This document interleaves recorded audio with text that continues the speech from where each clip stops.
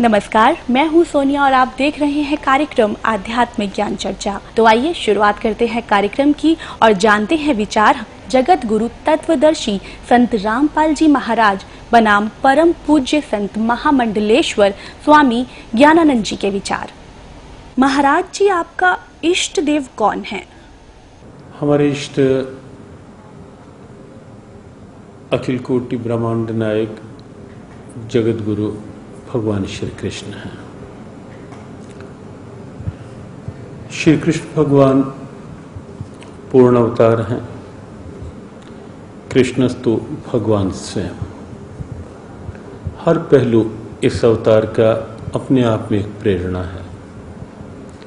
कोई भी उनकी लीला लें, कोई भी उनकी भाव भंगिमा लें, वो सब कुछ जीवन की एक प्रेरणा के रूप में है। भले वो माखन चोरी की लीला हो, वो एक भाव के स्वीकार करने की लीला है, या उनकी वंशी नाद हो, वो प्रेम का एक दिव्य नाद है, या उनका गीता ज्ञान हो, वो मानव मात्र की जागृति का एक आह्वान है। और ये सब देखते हुए हमारी एक समर्पित श्रद्धा भगवान कृष्ण के प्रति इष्ट के रूप में उन्हें स्वीकारने के रूप में है। तो ये थे स्वामी ज्ञानानंद जी के विचार।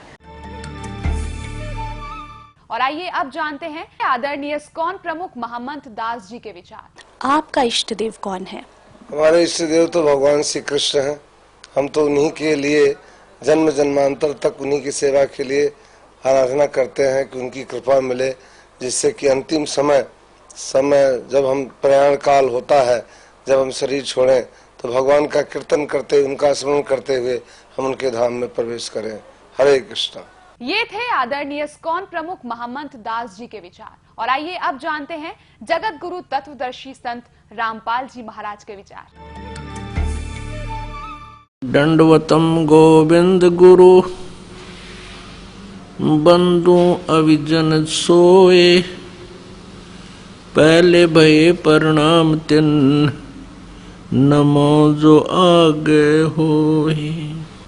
ग्रीव नमो नमो सतपुरुष को, नमस्कार गुरु की नहीं। सुर नर मुनि जन साधुआं, संतों सर्वसदी नहीं।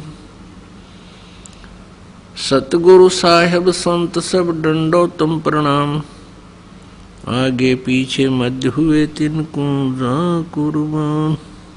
अनंत कोटि ब्रह्मांड में बंदी छोड़ कहाए, सो तो एक कबीर हैं जननी जने नमाए।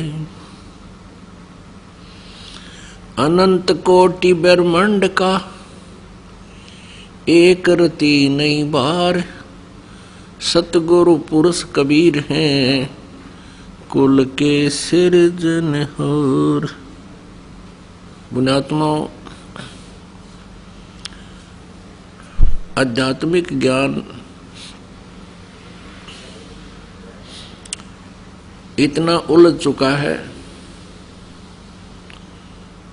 कि इसको सुलझाना बड़ा कठिन हो रहा है। हमारे पूज्य देव, हमारे इष्ट देव अनंत कोट ब्रह्मांड के कुल मालिक, सर्व ब्रह्मांडों के रचनहार कबीर देव जी, कबीर साहब, जो बनारस में भारतवर्ष की पावन धरती पर काशी शहर उत्तर प्रदेश में एक लहर तारा नामक तालाब के ऊपर खिले हुए कमल के फूल पर वो पूर्ण परमात्मा नवजात शिशु रूप धारण करके प्रकट हुए थे। ये हमारे पूज्य देव हैं, इष्ट देव हैं। और जो 120 वर्ष तक इस धरातल पर रहे, जुलाहे की भूमिका की, ये पूर्ण परमात्मा है, असंख्य ब्रह्मांड के सृजनहार हैं। ये पूर्ण मोक्षदायक है।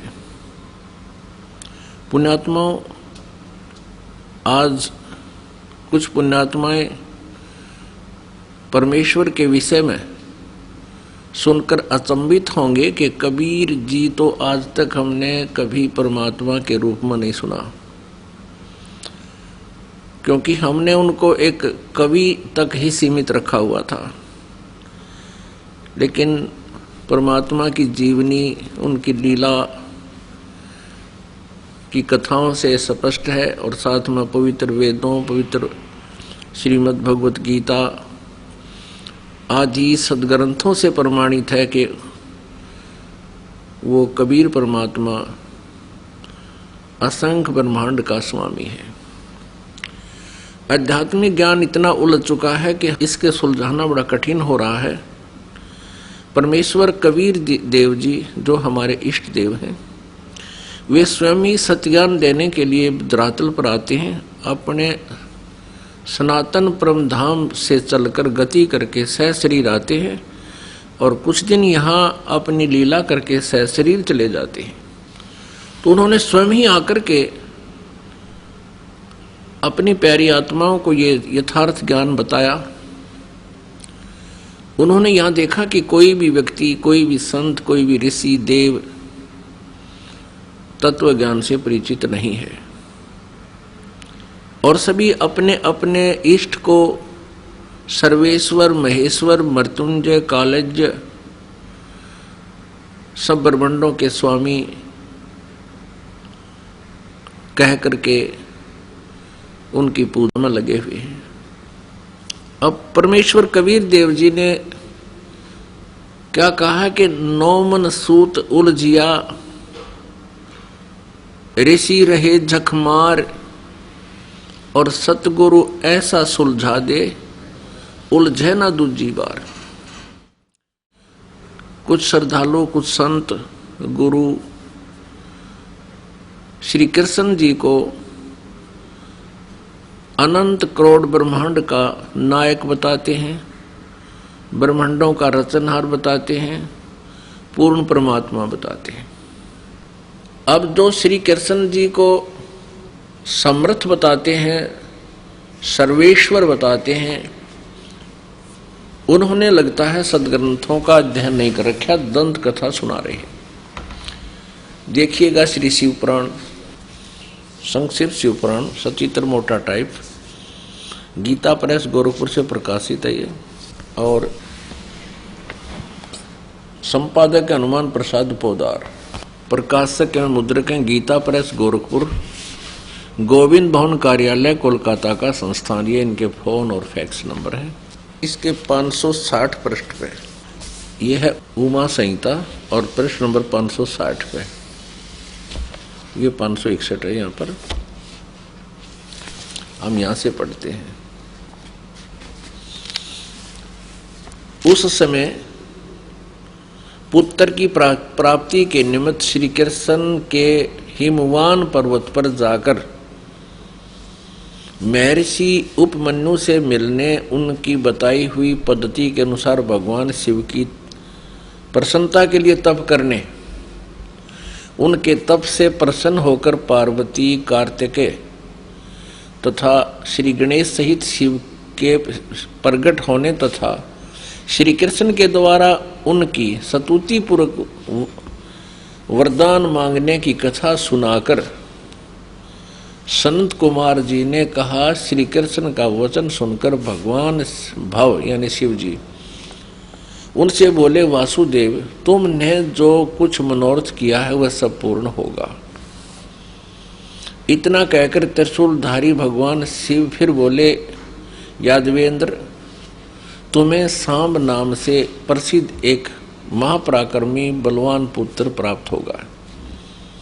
एक समय मुनियों ने भयानक संवर्तक यानी प्रलयंकर सूर्य को शाप दिया था, तुम मनुष्य योनि में उत्पन्न होोगे, अतः वे संवर्तक सूर्य ही तुम्हारे पुत्र होंगे। इसके सिवा जो जो वस्तु तुम्हें अभिष्ट है वह सब तुम प्राप्त करो। संत कुमार जी कहते हैं, इस प्रकार परमेश्वर शिव से संपूर्ण वरों को प्राप्त करके श्री कृष्ण विविध प्रकार की बहुत सी स्तुतियों द्वारा उन्हें पूर्णतः संतुष्ट किया। तदंतर भगत वसल गिरिराज कुमारी यानी पार्वती ने शिवा ने प्रसन्न हो उन तपस्वी शिव भगत महात्मा वासुदेव से कहा, यानी कृष्ण से कहा। पार्वती बोली, परम बुद्धिमान वासुदेव नंदन श्री कृष्ण, मैं तुमसे बहुत संतुष्ट हूँ। अनग तुम मुझसे भी उन मनोवांछित वरों को ग्रहण करो, भूतल पर दुर्लभ है। श्री कृष्ण ने कहा, देवी यदि आप मेरे इस सत्य तप से संतुष्ट हैं और मुझे वर दे रही हैं, तो मैं चाहता हूं कि ब्राह्मणों के प्रति कभी मेरे मन में द्वेष न हो। मैं सदा द्विजों का पूजन करता रहूं, मेरे माता पिता सदा मुझसे संतुष्ट रहें। मैं जहां कहीं भी जाऊं, समस्त प्राणियों के प्रति मेरे हृदय में अनुकूल भाव रहे। आपके दर्शन के प्रभाव से मेरी संतति उत्तम हो। अब पुण्यात्मा, आप इन सदग्रंथों को आंखों देखकर स्वयं निर्णय ले सकते हो कि श्री कृष्ण जी की क्या स्थिति थी, और इनको जो सर्वेश्वर, महेश्वर, अनंत कोटि ब्रह्मांड के स्वामी और इनको यानी जगत गुरु कह रहे हैं, तो वो संत नहीं, ना ही वो आध्यात्मिक गुरु, और कोई श्रद्धालु ऐसा उनके कहने से लगा हुआ है, ऐसे मानकर साधना कर रहा है, वो अपना जीवन नष्ट कर रहा है। महाराज जी, क्या श्री कृष्ण जी ही विष्णु भगवान का स्वरूप हैं? जहाँ तक बात है भगवान कृष्ण और विष्णु भगवान, विष्णु भगवान को जब हम नारायण के रूप में लेते हैं तो वहाँ भगवान कृष्ण नारायण के ही अवतार हैं, तो उस रूप में वहाँ एक रूपता है, वहाँ की भिन्नता कहीं भेद नहीं है। तो ये थे स्वामी ज्ञानानंद जी के विचार। और आइए अब जानते हैं आदरणीय इस्कॉन प्रमुख महंत दास जी के विचार। मैं यही आपसे जानना चाहूंगी कि श्री कृष्ण जी ही विष्णु का स्वरूप है, क्या ये सच है? ऐसा है कि अगर आप श्रीमद् भागवत पढ़ेंगे तो आपको पता चलेगा कि कृष्णस्तु भगवान स्वयं, जितने अवतार हैं उसके अवतारी श्री कृष्ण हैं। तो विष्णु, ब्रह्मा, महेश वो गुण अवतार हैं भगवान कृष्ण के, अर्थात जो रजोगुण के प्रतिनिधि हैं वो ब्रह्मा जी हैं, सृष्टि को पैदा करते हैं, बनाते हैं, निर्माण करते हैं। और जो सतोगुण के प्रतिनिधि देवता हैं विष्णु भगवान, जो पालन करते हैं। और तमोगुण के प्रधान देवता हैं वो भगवान शंकर हैं, जो सृष्टि का प्रलय करते हैं। लेकिन ये तीनों के तीनों भगवान श्री कृष्ण के प्रतिनिधि हैं। मैंने जैसे आपको बताया कि ये तीनों गुणावतार हैं। सतोगुण के रूप में भगवान विष्णु पूरे सृष्टि का पालनहार हैं, पालन करते हैं। और रजोगुण के रूप में ब्रह्मा जी उसका निर्माण करते हैं, सृष्टि का निर्माण करते हैं, सृजन करते हैं। और भगवान शंकर तमोगुण के प्रतिनिधि के रूप में उसका संहार करते हैं। कहने का तात्पर्य ये है कि ब्रह्मा जी, विष्णु जी और शिव जी श्री कृष्ण जी के ही अवतार हैं। बिल्कुल सही, सत्य बात जी। ये थे आदरणीय इस्कॉन प्रमुख महंत दास जी के विचार। और आइए अब जानते हैं जगत गुरु तत्वदर्शी संत रामपाल जी महाराज के विचार। दंडवतम गोविंद गुरु बंधु अविजन सोए, पहले भये प्रणाम तिन नमो जो आगे होए। कुछ श्रद्धालु, कुछ संत गुरु श्री कृष्ण जी को अनंत करोड़ ब्रह्मांड का नायक बताते हैं, ब्रह्मांडों का रचनहार बताते हैं, पूर्ण परमात्मा बताते हैं। साथ में ये भी कहते हैं कि वो श्री विष्णु जी के ही अवतार थे, यानी श्री विष्णु जी ही स्वयं धरातल पर अवतरित हुए हैं। श्री विष्णु जी सतोगुण प्रभु हैं, ये भी उन्हें स्वीकार्य है। पुण्यात्मा, किसी भी निर्णय पर पहुंचने के लिए हमने कोई आधार बनाना होगा। जिन भगवानों यानी श्री ब्रह्मा जी, श्री विष्णु जी, श्री शिव जी की हम महिमा जो मौखिक सुना करते थे, और मौखिक कथा सुनाने वाले यही कहते हैं कि श्रीमद् भागवत सुधा सागर में ऐसा लिखा है और श्री शिव पुराण में ऐसा लिखा है, श्री विष्णु पुराण में ऐसा लिखा है, श्री देवी पुराण में ऐसा लिखा है। और उन पवित्र पुराणों को आधार बता करके ये कहा करते थे कि कह रहे हैं अब भी कि ब्रह्मा विष्णु महेश अजन्मा है, इनकी जन्म मृत्यु नहीं होती। कुछ एक इतना तो मानने लग गए हैं विश्वास के ज्ञान को सुनकर कि वो सर्ग के अंत में विराट परमात्मा में लीन हो जाते हैं और फिर प्रारंभ में वो फिर प्रकट हो जाते हैं।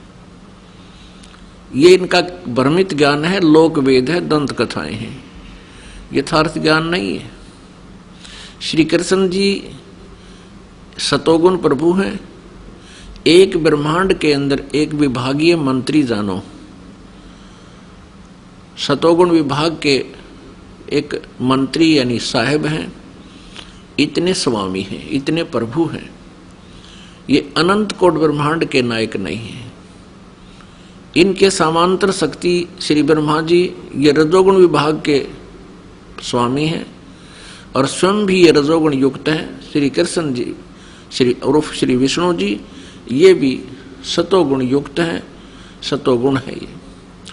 और इन्हीं के समांतर श्री शिव जी जो तमोगुण है, ये भी एक एक विभाग के मंत्री हैं एक ब्रह्मांड में। और 3 लोकों पर, पृथ्वी लोक, पाताल लोक और स्वर्ग लोक तक इन तीनों भगवानों की एक एक विभागीय पावर शक्ति है।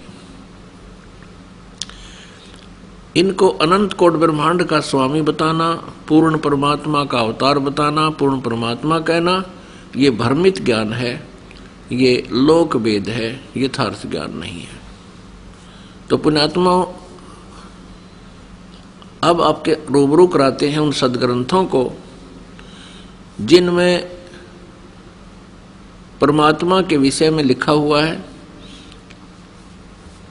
और ब्रह्मा विष्णु और शिव जी के विषय में भी उन्हीं की इतिहास में लिखा हुआ है, वो आपके रूबरू कराते हैं। श्री कृष्ण जी विष्णु अवतार थे, यानी स्वयं विष्णु जी ही श्री कृष्ण रूप में देवकी जी के गर्भ से जन्मे थे। इसका प्रमाण आपको दिखाते हैं। अब देखिएगा आपके समक्ष श्रीमद् भागवत सुधा सागर के अंदर प्रमाण दिखाते हैं। गीता प्रेस गोरखपुर से प्रकाशित है। सचित्र श्री भागवत सुधा सागर भगवान वेद व्यास कृत श्रीमद् भागवत 12 स्कंदों की सरल हिंदी व्याख्या श्लोकांक सहित सुख सागर, गीता प्रेस गोरखपुर से प्रकाशित है। इसके मुद्रक एवं प्रकाशक हैं गीता प्रेस गोरखपुर। इसके पृष्ठ नंबर 549 पे 549 पृष्ठ नंबर पर दिखाते हैं। ये देखिएगा 10वां स्कंद अध्याय 3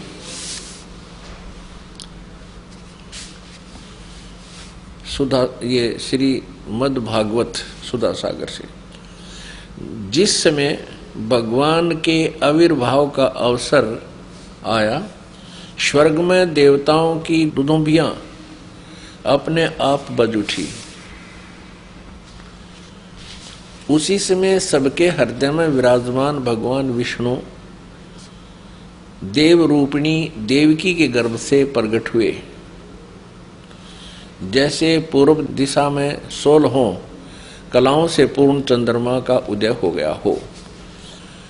पुण्यात्माओं ये स्पष्ट हो गया कि श्री कृष्ण जी ही स्वयं श्री विष्णु जी है, यानी श्री विष्णु जी ही श्री कृष्ण रूप में प्रकट हुए। महाराज जी, श्रीमद् भगवत गीता जी का ज्ञान किसने बोला? गीता का ज्ञान तो इसमें कोई किसी भी तरह का है ही नहीं विचार। केवल भगवान श्री कृष्ण गीता के उपदेष्टा हैं, गीता के वक्ता हैं, और महर्षि वेदव्यास ने स्वयं ये बात स्वीकार करके कही है, गीता सुगीता कर्तव्या के मन्ये शास्त्र विस्तरे या स्वयं पद्मनाभस्य मुखपद्माद्य निसृतः। गीता को जीवन का गीत बनाओ। क्यों? क्योंकि ये स्वयं साक्षात भगवान के मुख कमल से निसृत निकली हुई दिव्य वाणी है। संजय गीता का एक ऐसा पात्र है जिसके पास दिव्य दृष्टि है, और उसने अपनी दिव्य दृष्टि से जब गीता ज्ञान सुना तो गीता के समापन श्लोकों में संजय ने स्वीकारा, योगम योगेश्वरात् कृष्णात् साक्षात कथ्यता स्वयं। मैंने स्वयं योगेश्वर भगवान श्री कृष्ण से साक्षात गीता का ज्ञान कथन करते हुए श्रवण किया है। तो इसमें तनिक भी संदेह नहीं कि गीता भगवान श्री कृष्ण के मुखारविंद से निकली हुई दिव्य वाणी है। तो ये थे स्वामी ज्ञानानंद जी के विचार। और आइए अब जानते हैं आदरणीय इस्कॉन प्रमुख महामंत्र दास जी के विचार। प्रभु जी, यहाँ एक चीज और जानना चाहेंगे कि श्रीमद् भगवत गीता जी का क्या जो ज्ञान है वो किसने बोला है? गीता से गीता कर्तव्या के मन्ये शास्त्र विस्तरे। गीता तो सुंदर गीता भगवान श्री कृष्ण पद्मनाभ के मुंह से निकली हुई वाणी।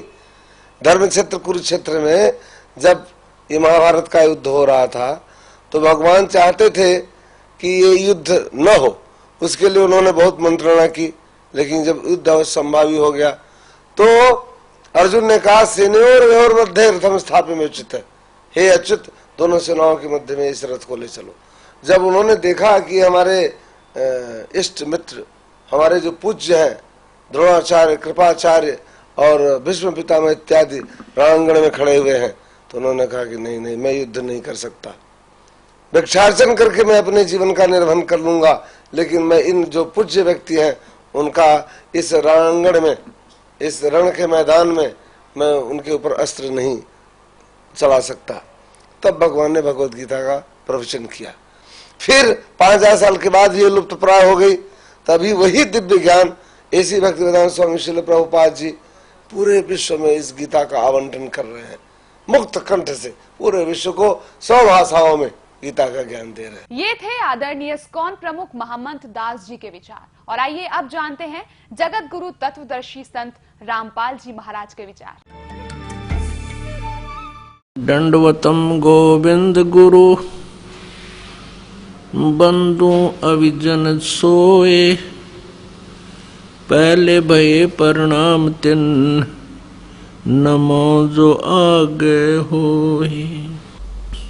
पुण्यात्माओं, अभी तक आप जिससे भी बात करते हो कि श्री गीता जी का ज्ञान किसने बोला, तुरंत कह देते हैं, तपाक से कह देते हैं श्री कृष्ण जी ने बोला। इसमें कोई दो राय नहीं है। ये बिल्कुल अज्ञानी है, इनको क्या इनका पता नहीं किसी चीज का। अब देखिए, श्री कृष्ण जी ने कहा कि मैं तो गीता के बारे में जानता नहीं, मैंने क्या बोला था, क्योंकि जैसे कोई प्रेत किसी में प्रवेश कर जाता है, वो प्रेत बोलता है, उसके निकलने के बाद फिर वो आत्मा को पता नहीं होता कि मैंने क्या बोला था, और ही बताया करते हैं आपने ऐसा बोला था, तो तू ऐसे बोल रहा था, तू ऐसे कह रहा था, और वो बोल रहा था भूत। तो ऐसे ये प्रेतवत प्रवेश करके श्री कृष्ण जी में यो काल गीता का ज्ञान बोल गया। ये देखिएगा, संक्षिप्त महाभारत द्वितीय खंड गीता प्रेस गोरखपुर से प्रकाशित है। व्यास जी, वेद व्यास जी इसके राइटर हैं। इसके 667 पृष्ठ पे इसके संपादक हैं जयदयाल गोविंदका, जो गीता जी के अनुवादक भी हैं, संपादक तथा संशोधक गीता प्रेस गोरखपुर। गीता प्रेस गोरखपुर से प्रकाशित और मुद्रित है। इसके 667 पृष्ठ पर हम चलते हैं। ये देखिएगा, ये है 667 पृष्ठ। श्री कृष्ण का अर्जुन से सिद्ध महर्षि और कश्यप का संवाद। जन्मेजय ने पूछा, ब्रह्मन शत्रुओं का नाश होने के बाद जब महात्मा श्री कृष्ण और अर्जुन सभा में बैठकर वार्तालाप कर रहे थे, उस समय उनमें क्या क्या बातचीत हुई। वैशंपायन जी कहते हैं, राजन, श्री कृष्ण के सहित अर्जुन ने जब अपने राज्य का पूरा अधिकार प्राप्त कर लिया तो वे दिव्य सभा भवन में आनंद के साथ रहने लगे। एक दिन सज्जनों से घिरे हुए वे दोनों मित्र स्वेच्छा से घूमते घूमते सभा मंडप के ऐसे भाग में पहुंचे जो स्वर्ग के समान सुंदर था। पांडव नंदन अर्जुन श्री कृष्ण के साथ रहकर बहुत प्रसन्न थे। उन्होंने एक बार उस रमणीय सभा की ओर दृष्टि डालकर भगवान से ये वचन कहा, देवकी नंदन, जब युद्ध का अवसर उपस्थित था उसमें मुझे आपके माध्यम का ज्ञान और ईश्वरीय स्वरूप का दर्शन हुआ था, किंतु केशव, आपने स्नेहवश पहले मुझे जो ज्ञान का उपदेश किया था वह सब इसमें बुद्धि के दोष से भूल गया है। यानी जो गीता ज्ञान सुनाया था युद्ध के दौरान, अब मैं भूल गया। अर्जुन बोल रहा है, उन विषयों को सुनने के लिए बारंबार मेरे मन में उत्कंठा होती है कि वो ज्ञान गीता वाला मुझे फिर सुना दे, मैं सुनना चाहता हूँ। इधर आप जल्दी ही द्वारका जाने वाले हैं, अतः पुनः वह सब विषय मुझे सुना दीजिए। पुण्यात्माओं, अर्जुन भगवान श्री कृष्ण जी से कह रहे हैं कि भगवान, जो गीता जी का ज्ञान आपने युद्ध के दौरान सुनाया था उसको मैं भूल चुका हूँ और वही ज्ञान मुझे फिर सुनाइए, मेरी बहुत प्रबल इच्छा है सुनने की। अब श्री कृष्ण जी क्या कहते हैं देखना, इधर आप जल्दी ही द्वारका जाने वाले हैं, अतः पुनः वह सब विषय मुझे सुना दीजिए, अर्जुन ने कहा। अब वैशंपायन जी कह रहे हैं कि अर्जुन के ऐसे कहने पर वक्ताओं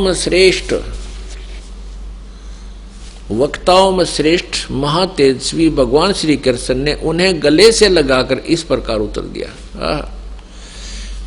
श्री कृष्ण बोले, अर्जुन, उस समय मैंने तुम्हें अत्यंत गोपनीय विषय का श्रवण कराया था।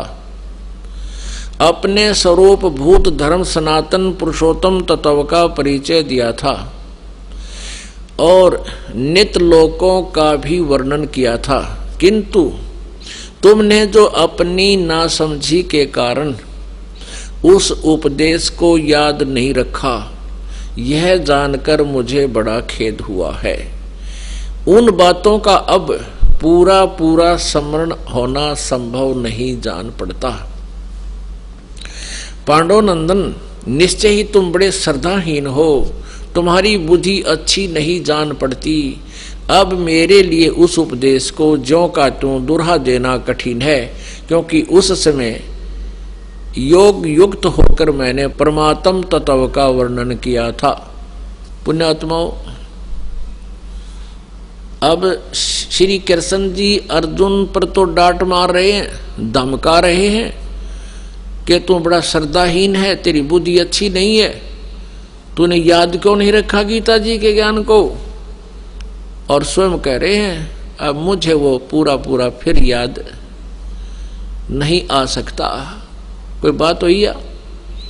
इसे सीधे श्री कृष्ण जी ने कह का भी नहीं पता था कि गीता में मैंने बोला क्या है। पुण्यात्माओं, अब ये दास सत्संग कर रहा है जिस विषय पर, और आप सुन रहे हो, जो प्रथम बार इस ज्ञान को सुनेगा उसको 20% याद रहेगा मुश्किल से। और मैं वक्ता हूँ, अपनी होश में बोल रहा हूँ, तो मुझसे कभी सुन लेना, उसी समय सुना दूंगा, क्योंकि मैं अपने होश में बोल रहा हूं। और आप मुझसे पूछो कि वो सुनाना वो विषय जो उस दिन सुनाया था, और मैं कहूं तुमने याद क्यों नहीं रखा, मुझे याद नहीं, इससे सिद्ध है कि मैंने बोला ही नहीं, यानी किसी और कोई भूत बोल गया मेरे अंदर आकर के, तब मैं ऐसी बातें कह सकता हूं। तो ऐसे ही श्री कृष्ण जी में काल बोल रहा था। ये काल कौन है? ये 21 ब्रह्मांड का स्वामी है, ब्रह्मा विष्णु महेश का पिता है, दुर्गा इसकी पत्नी है, ब्रह्मा विष्णु महेश की माता दुर्गा है। ये काल जो है, इसने गीता जी अध्याय नंबर 4 के श्लोक नंबर 5 और 9 में ये स्पष्ट किया है कि अर्जुन तेरे और मेरे बहुत जन्म हो चुके, तू नहीं जानता, मैं जानता हूं। मेरे जन्म और कर्म अलौकिक हैं, दिव्य हैं। अब कैसे कर्म दिव्य हैं? अब जैसे श्री कृष्ण में प्रवेश करके भूत की तरह, प्रेत की तरह अपना उल्लू सीधा कर गया, नाश करवा दिया। अर्जुन नाट्य, कृष्ण नाट्य, मना करे हम नहीं करते ऐसे युद्ध ना। पहले कृष्ण जी भी मना करे थे कि नहीं ऐसा जुल्म नहीं करना चाहिए, और यहां तक प्रतिज्ञा कर ली थी महात्मा ने, श्री कृष्ण जी ने, कि मैं युद्ध नहीं करूंगा, हथियार भी नहीं उठाऊंगा, क्योंकि युद्ध नहीं चाहते थे। वो बड़े शांत प्रिय महापुरुष थे, सतोगुण भगवान है। लेकिन काल ने उसमें प्रवेश किया और अर्जुन को डराया, भयंकर रूप दिखा करके।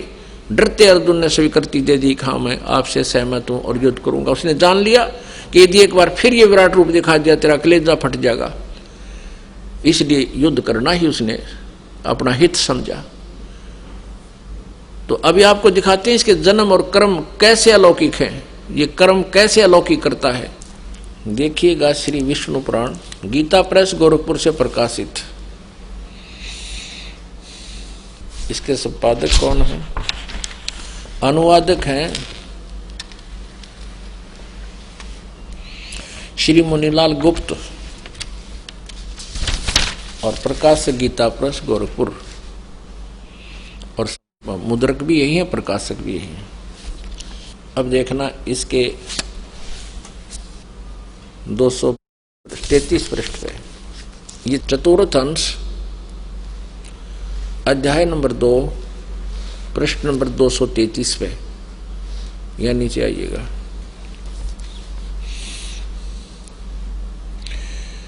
ये श्लोक नंबर 22 से लेकर 26 तक हम पढ़ेंगे।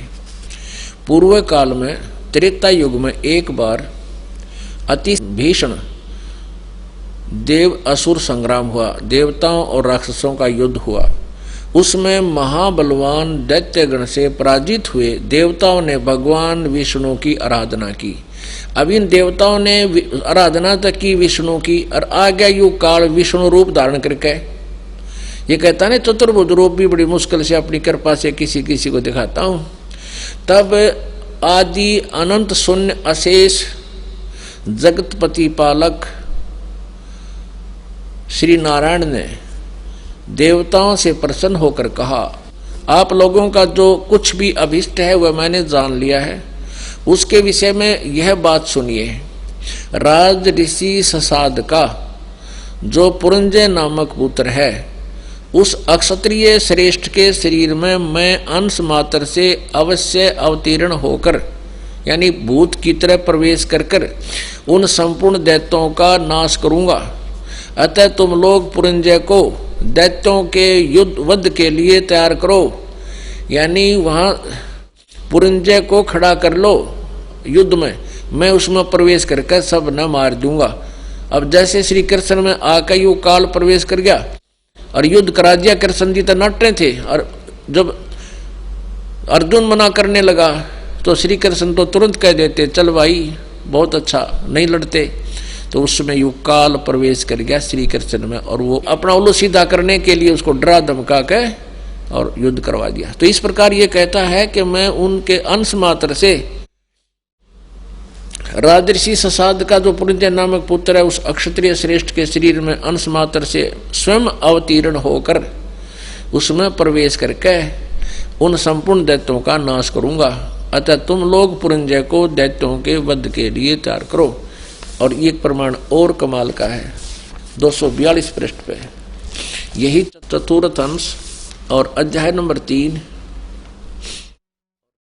श्री विष्णु पुराण 242 पृष्ठ नीचे आइएगा। ये तीसरा अध्याय है। पूर्व काल में रसातल में मौने नामक 6 करोड़ गंधर्व रहते थे। उन्होंने समस्त नागकुल के प्रधान रतन और अधिकार छीन लिए थे। गंधर्वों के पराक्रम से अपमानित उन नागेश्वरों द्वारा स्तुति किए जाने पर उसके श्रवण करने से जिनकी विकसित कमल सदृश आंखें खुल गई हैं, निद्रा के अंत में जो जागे हुए उन जलसाई भगवान सर्वेश्वर को प्रणाम करके उनसे नागगण ने कहा, यानी विष्णु रूप में आज्ञायु काल, भगवान इन गंधर्वों से उत्पन्न हुआ हमारा भय किस प्रकार शांत हो। तब आदि अनंत रहित भगवान पुरुषोत्तम ने, अब ये वक्ता इस काल को कभी पुरुषोत्तम और कभी कुछ भी कहा, कुछ भी कहो, लेकिन ये काल के विषय में जानकारी समझो। अब आदि अंत रहित भगवान पुरुषोत्तम ने कहा, इस काल ने कहा विष्णु रूप में प्रकट होकर, क्योंकि ये विष्णु पुराण चल रहा है। योनासव के पुत्र मानधाता का जो पुरुकुत्स नामक जो पुत्र है, उसमें प्रविष्ट होकर मैं भूत की तरह प्रवेश करूंगा उसमें, और उन संपूर्ण दुष्ट गंधर्वों का नाश कर दूंगा। योनासव के पुत्र मानधाता का जो यह पुरुकुत्स नामक पुत्र है, उसमें प्रविष्ट होकर मैं उन संपूर्ण दुष्ट गंधर्वों का नाश कर दूंगा। पुणात्माओं, ये गीता ज्ञानदाता कह रहा है कि मेरे जन्म और कर्म दिव्य हैं। अब कर्म दिव्य ऐसे हैं कि ये स्वयं किसी के सामने नहीं आता। अभी आपने गीता जी अध्याय नंबर 7 के श्लोक नंबर 24 और 25 में आंखों पढ़ा और दास से सुना।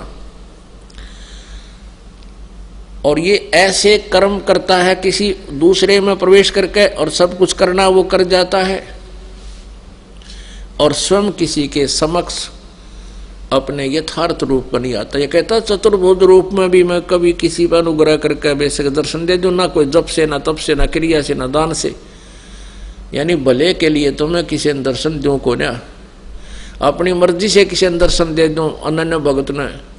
अब जैसे देवताओं ने प्रार्थना की, विष्णु रूप में आ गया, वो ना वेदों आधार थी ना किसी और यज्ञ किया उन्होंने, सिर्फ प्रार्थना करते रहे। इसने नाश करवाना ही था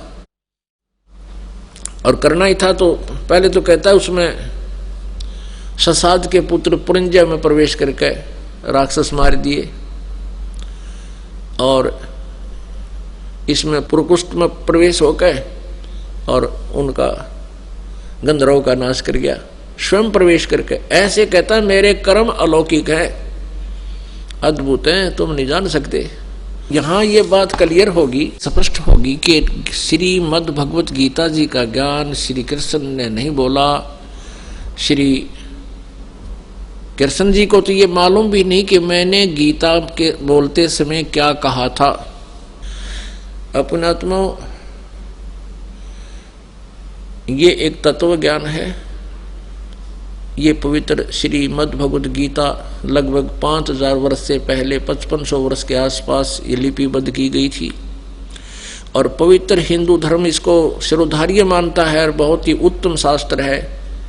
लेकिन इसमें वास्तविकता क्या है ये नहीं परिचित थे, इसको नहीं जान सके।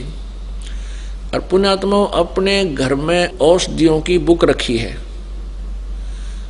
और वो बहुत ही अच्छी जानकारी है, लेकिन हम समझ नहीं सके। उसकी एक्वेशन उसका अलग से बना लिया गलत, उसको औषधियां तैयार करके हम विनाश को प्राप्त हो गए, रोग नाश नहीं हुआ। तो अब इस दास के ऊपर कृपा की परमात्मा ने, ये वही अनमोल सदग्रंथ श्रीमद् भगवत गीता अपने पास है। हम सभी शिक्षित हैं, इस शिक्षा का अब हम लाभ उठाएंगे और परमात्मा पाएंगे। अपनात्मा प्रमाण के बिना आप नहीं मान सकते, क्योंकि लोक वेद आप जी ने बहुत सुन रखा है, और उस लोक वेद को वो जो अज्ञान था, अधूरा ज्ञान था, उसको हटाने के लिए, उसका नाश करने के लिए ये तत्व ज्ञान सुनाना पड़ रहा है और साथ में ये प्रमाण आपके समक्ष प्रस्तुत करने पड़ रहे हैं, और फिर आप इस तत्व ज्ञान को स्वीकार करके अपना कल्याण करा पाओगे। अब एक और प्रमाण देते हैं कि महाभारत में प्रमाण है कि श्री कृष्ण जी ने कौरवों की सभा में अपना विराट रूप दिखाया था, तो इससे भी आपको प्रमाणित हो जाएगा। ये देखिएगा, संक्षिप्त महाभारत प्रथम खंड गीता प्रेस गोरखपुर से प्रकाशित है।